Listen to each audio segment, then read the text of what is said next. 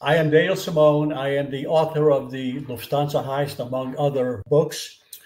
Uh, and I'm chatting with Dax. It's certainly been quite a pleasure to be on his show, and I hope to be able to return again.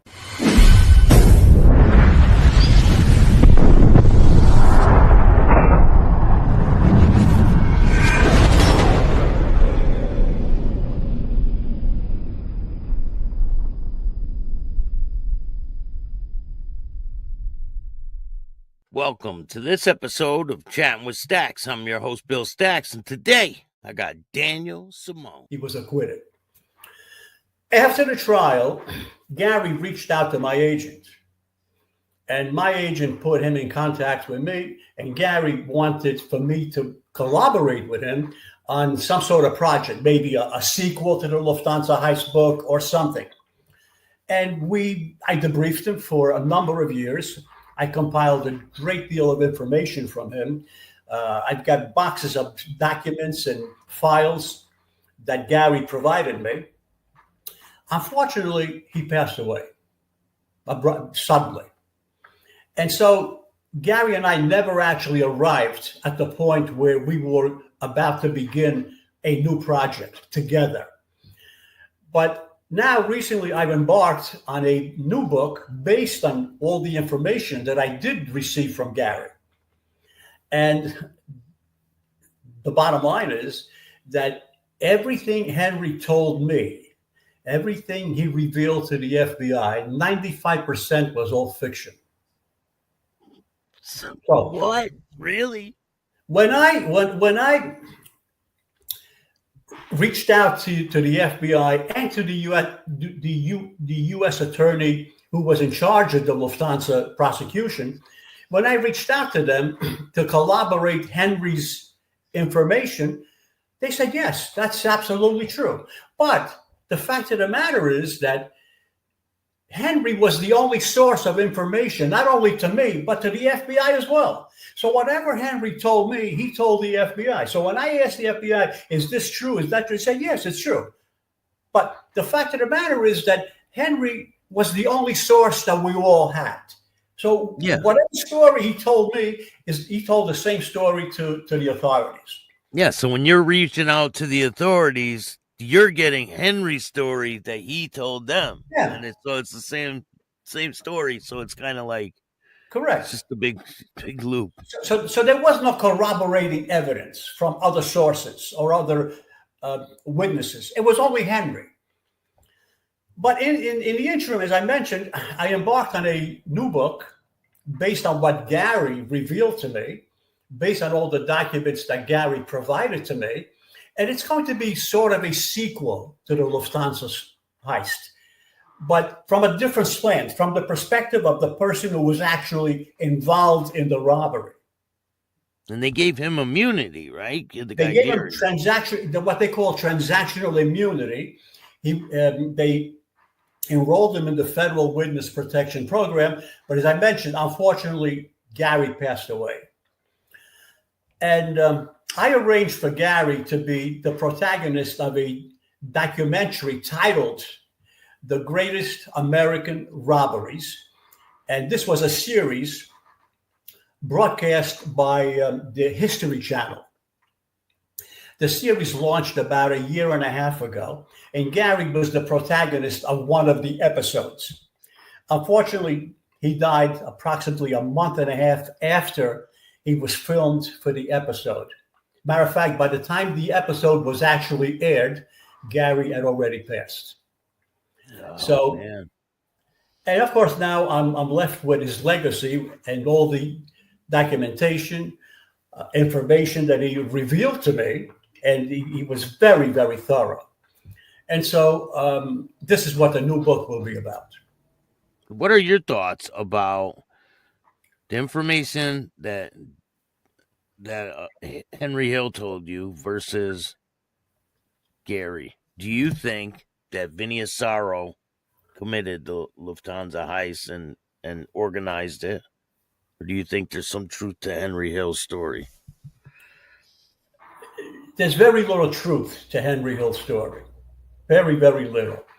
Vincent Asaro was, in fact, one of the organizers in collaboration with Jimmy Burke.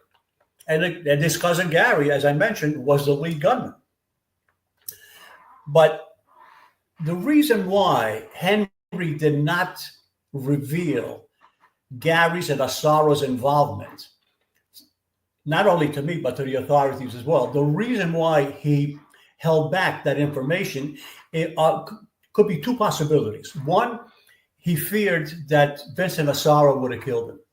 Now, Vincent Asaro at that time, he was a capo. He was a captain.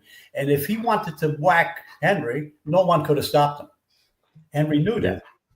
The second possibility is that Henry simply did not know that Asaro and Gary were involved. It could be the answer, the possibility could be as simple as that. He just did not know. Yeah. Or, as I said, he feared that Asaro would have definitely whacked him. And if Asaro wanted to do that, no one could have stopped him. I think. What do you think he didn't know? I think he might not have known. I don't know. It's a 50-50 possibility or probability. Yeah. It's a 50-50 chance that he might have known, or maybe he just did not know.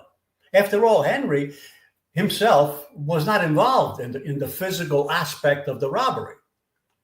What was Henry's role in the whole robbery scheme? Henry's only role in the robbery scheme was that he introduced the Lufthansa inside man to Jimmy Burke. And that was it. Past that point, Henry had no physical involvement whatsoever with the robbery. He did not sit in at all the preparatory rehearsals. He did not participate in all the meetings that led up to the planning of the robbery. None of that. So is it possible that Henry simply did not know about Asaro and Gary's involvement? Yes, it's very, very likely. Now, what about Tommy DeSimone? No relation to me, by the way. Yeah, I was going to ask you that I want to establish that. Tommy DeSimone was a crazy kid. He was just a loose cannonball. He really did no thinking at all. He operated on impulse. Violence was his only method of solving any problems. And he was a very, very violent young man, to the extent that when he purchased a new weapon, a new revolver, he would adjust the sights on the gun by shooting at people at random for no reason, for no apparent reason. So he committed violence and crimes for no real motive, no motive of to gain anything out of it. And he was just simply someone who was uncontrollable. But did he ever accomplish anything of means? No, he was involved he was one of the gunmen of the Lufthansa robbery, and he almost screwed it up for everyone involved because evidently his face became overheated with perspiration. He was wearing a ski mask.